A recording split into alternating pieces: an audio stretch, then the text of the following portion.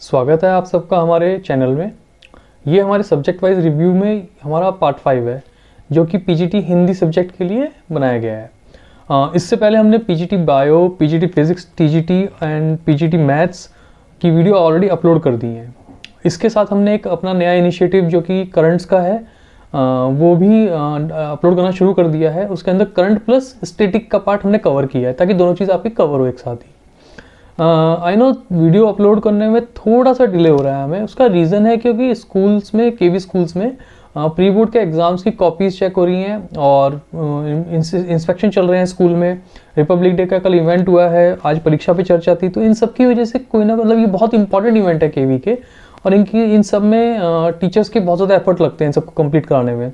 उसी की वजह से टीचर बहुत ज़्यादा बिजी हैं आज के डेट में। बट मैं थैंकफुल करना चाहूँगा उन सब टीचर्स का जिन्होंने अपना इतना इम्पॉर्टेंट टाइम निकाल के आप सब के लिए ये रिव्यू और ये सब इन्फॉर्मेशन बनाने में हमें इतनी हेल्प की है।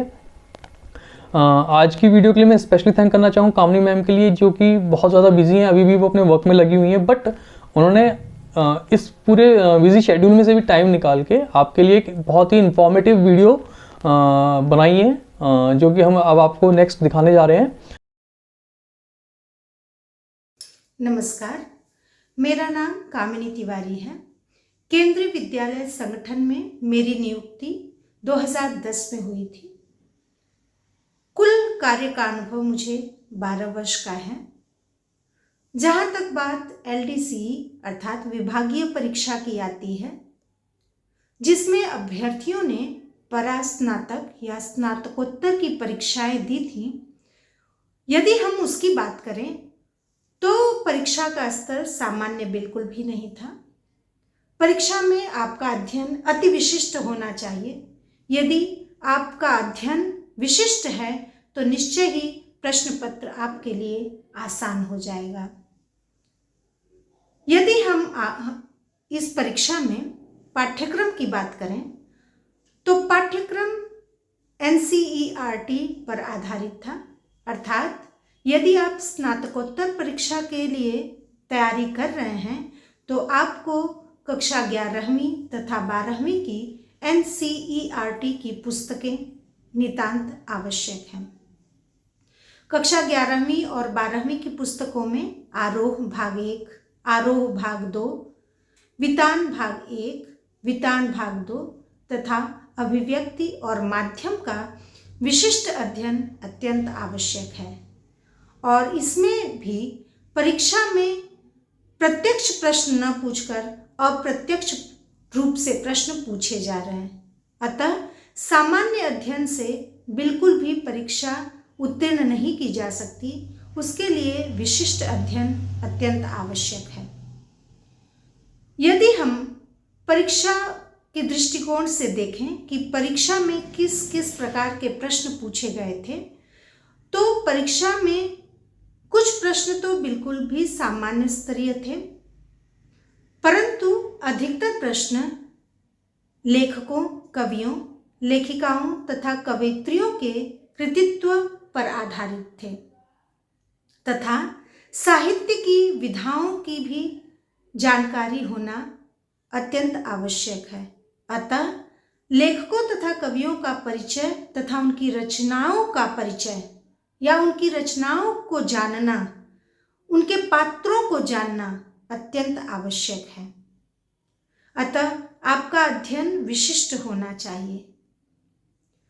यदि हम देखें कि पेपर जो दिया गया उसका जो समय निर्धारित था, क्या वह पर्याप्त था या प्रश्न पत्र पूरा नहीं हो पाया, तो यदि हम देखें तो 3 घंटे का जो समय दिया गया था वो पर्याप्त समय था।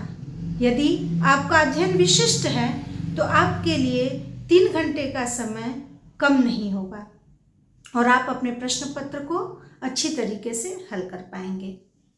अब बारी आती है मनोविज्ञान तथा शिक्षा शास्त्र की।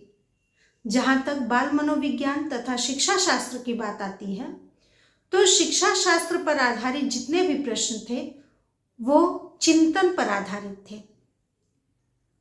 उसमें अभिबोधन की क्षमता यदि आप में है, चिंतनात्मक शक्ति का विकास यदि आप कर पाए प्रश्न को पढ़ करके, तो निश्चय ही आप प्रश्नों का उत्तर हल कर पाएंगे। अतः इसमें भी आपके जो प्रश्न थे वो प्रत्यक्ष रूप से न पूछे गए थे, बल्कि अप्रत्यक्ष रूप से चिंतन पर आधारित थे।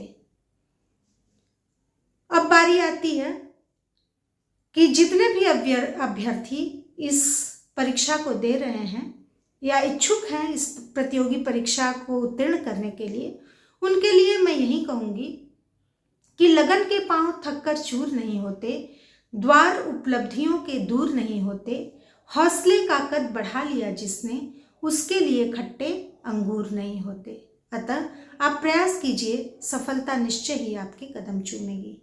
बहुत बहुत धन्यवाद। आई होप मैडम के एफर्ट्स ने मोटिवेट किया होगा आपको।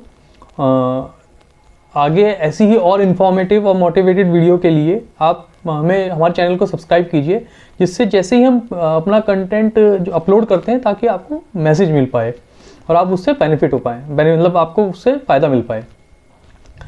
तो चलिए मिलते हैं नेक्स्ट वीडियो में, तब तक के लिए अपनी स्टडी पे फोकस कीजिए। Thank you and bye bye.